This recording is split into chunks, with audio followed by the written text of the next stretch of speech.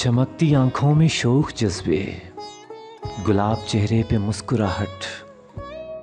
वो साहिलों की हवा सी लड़की जो राह चलती तो ऐसा लगता कि जैसे लहरों पे चल रही हो। वो इस तयक्कुन से बात करती कि जैसे सारी दुनिया उसी की आंखों से देखती हो।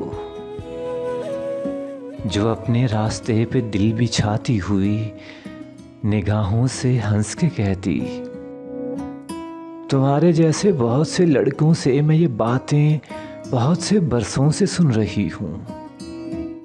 मैं साहिलों की हवा हूँ, नीले समुद्रों के लिए बनी हूँ। वो कल मिली तो इस तरह थी, चमकती आंखों में शोख जज्बे, गुलाब चेहरे पे मुस्कुराहट, कि जैसे चांदी पिघल रही हो। मगर जो बोली तो उसके लहजे में वो थकन थी कि जैसे सदियों से दश्ते जुल्मत में चल रही हो।